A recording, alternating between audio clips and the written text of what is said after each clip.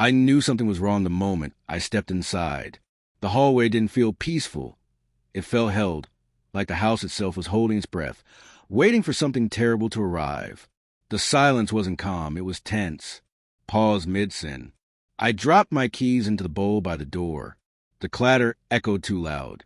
Something inside me shifted. I walked past the family portraits lining the wall, smiling faces frozen in time. They didn't look like memories anymore. They looked like propaganda. A campaign to sell a lie I no longer believed. Then I turned the corner, and my world didn't explode. It snapped. Quiet. Clean. Final. My wife was on the couch. Her robe askew, lipstick smug and smudged like she wore shame as a badge of pride. Between her legs, a man lounged casually, like he belonged there, like he'd paid rent in the place where I once rested my vows. Across from her, my daughter, Tessa, 18, freshly legal, freshly lost. She straddled a man twice her age, his hands on her hips like he was claiming territory. The image scorched itself into me. Helen, my wife, barely glanced at me. No panic, no shame, just mild irritation. "You're always showing up at the wrong time," she said, her voice calm. "You ruin our perfect evenings." Perfect. She said that, like I was the inconvenience. I didn't scream, didn't blink. My heart didn't race. It narrowed. I met Helen when I was 23. She had a mind like a scalpel and charm like silk, ambition, intelligence, and fire wrapped in a body that knew how to hold a room. I thought I'd found an equal. We built everything together. 3 restaurants, a consultancy, a home held together by matching dreams and financial strain. Tessa was our miracle, or so I believed. I worked late nights, sacrificed sleep and peace, to build a life we showcase in Christmas cards and curated posts. Smiling brunches, beach vacations I paid for, but never attended, and the voids created by my efforts. They filled the silence with strangers. The first hint was a scent, not perfume, not cologne, something raw, tangy, the scent of sex clinging to bed sheets I hadn't touched. Then came the lies, little inconsistencies, mismatched stories, a laughter that stalled when I walked in, private jokes, hidden phones.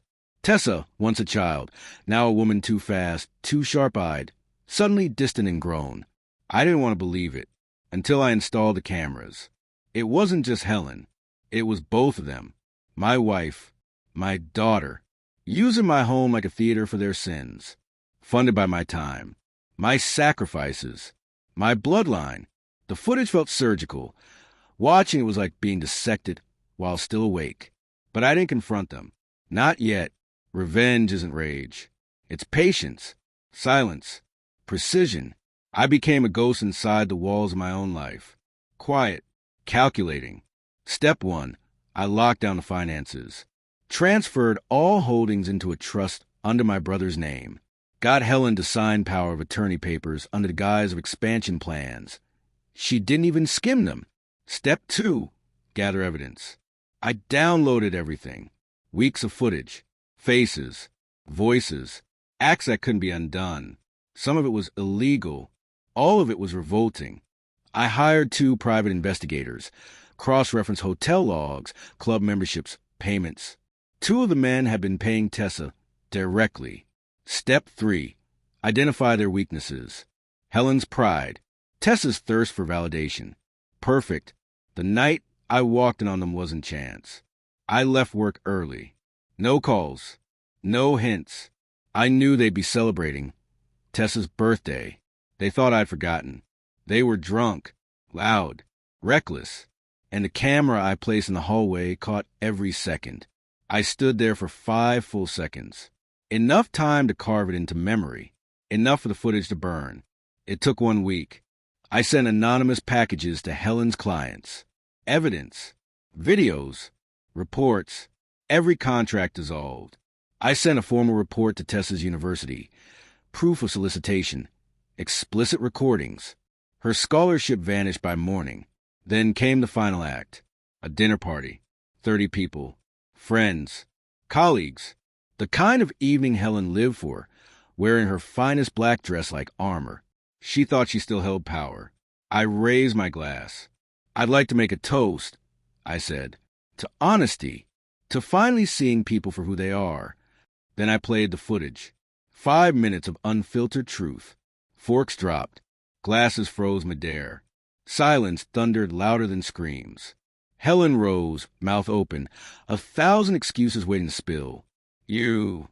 I'm not done, I said. My voice was calm. I didn't raise it. I didn't have to. Everything you touched, it's gone. The businesses, the house, even your car. Nothing was ever yours. You were just living on borrowed time. She lunged. I stepped aside. Tessa sobbed, not out of shame, but because she finally understood what consequences felt like. The next morning, I filed for divorce, cited infidelity, submitted all evidence. The judge didn't blink. I kept everything. My name, my assets, my reputation. Helen got nothing. Not even the dog. Tessa tried to move in with friends, but the stain followed her. She called me once. Cried. I listened. Then I hung up. That was a year ago. The house is gone. Sold. The walls that held their filth are clean now. I live in a smaller place. Simple. Honest. I cook my own meals. Sleep peacefully. There are no secrets here. No echoes. Sometimes I wonder how they live now, but not often, because revenge isn't about watching them suffer. It's about reclaiming the parts of yourself they tried to kill. They called it a perfect evening, but they never realized the real one began the moment I stopped loving them.